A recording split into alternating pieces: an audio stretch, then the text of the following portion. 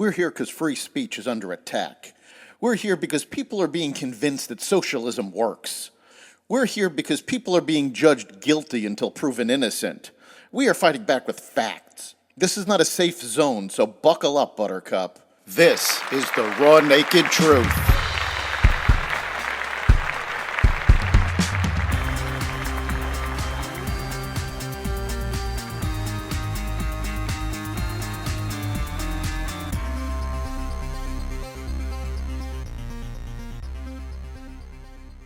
Leaders address the UN, China ramps up its missile program, consumer confidence dropping, and more. Welcome to the Raw Naked Truth. I'm your host, Eric Lopkin, and here's the news you need to know. President Biden, in his final address to the United Nations General Assembly, warned that the world is at an inflection point while defending his decision to withdraw from Afghanistan and his move to suspend his re-election campaign.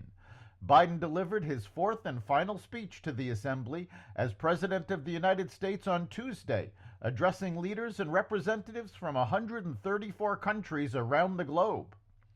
Today is the fourth time I've had the great honor of speaking to this Assembly as President of the United States, Biden said. It'll be my last. Biden reflected on the global order when he was first elected as a U.S. Senator in 1972. Saying the world was at an inflection point and a moment of tension and uncertainty.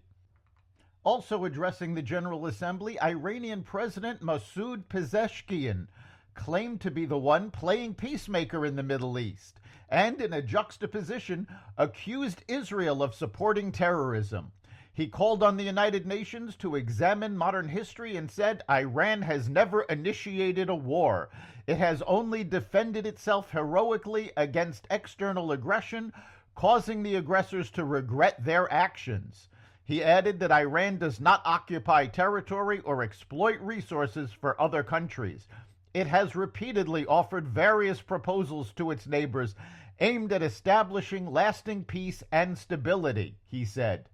We have emphasized the importance of unity in the region and establishing a strong region.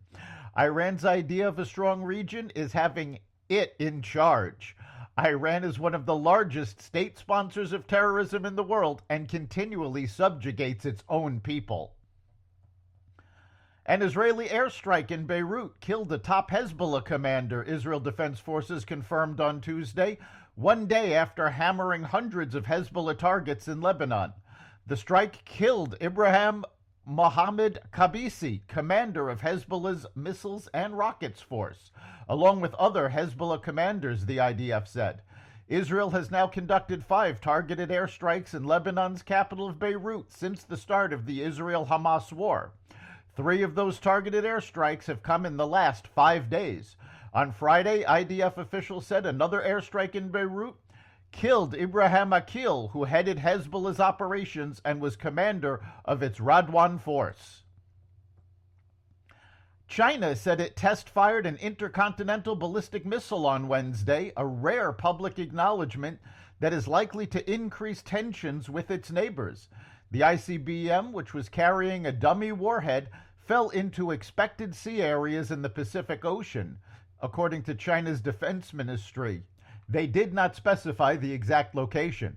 The ministry said the launch, which was carried out by the People's Liberation Army Rocket Force, was part of a routine annual training and is not directed at any country or target. China's state-run Xinhua news agency said Beijing had notified relevant countries ahead of the launch, though it didn't say which countries. Would-be Trump assassin Ryan Ruth is now being charged with the attempted assassination of a political figure. At the same time, his son has been taken into custody on federal charges of possessing child pornography. Authorities seized multiple electronic devices from 35-year-old Oren Alexander Ruth's home in Greensboro, North Carolina on Saturday that investigators say contained hundreds of files with child exploitation material. The illicit material was discovered during a search conducted in connection with an investigation unrelated to child exploitation, according to the criminal complaint. Ruth has been charged with receipt of child pornography and possession of child pornography. Consumers' view on the economy tumbled in September, falling by the largest level in more than 3 years as fears grew about jobs and business conditions, the Conference Board reported Tuesday. The board's Consumer Confidence Index slid to 98.7, down from 105.6 in August, the biggest one-month decline since August 2021.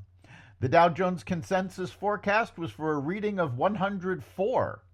By contrast, the index had a reading of 132.6 in February 2020, a month before the COVID pandemic hit.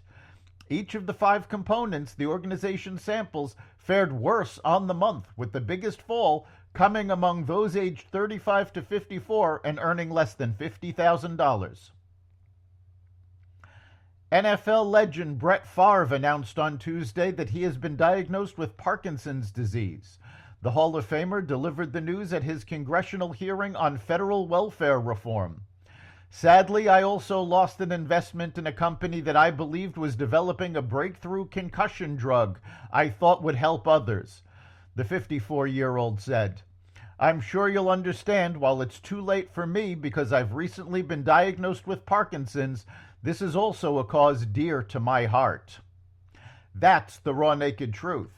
You can catch every episode of The Raw Naked Truth at xvadio.com, the Apple Podcasts app, Google Podcasts, Spotify, iHeartRadio, Audible, Amazon Music, and other platforms that respect freedom of speech. We'll see you next time.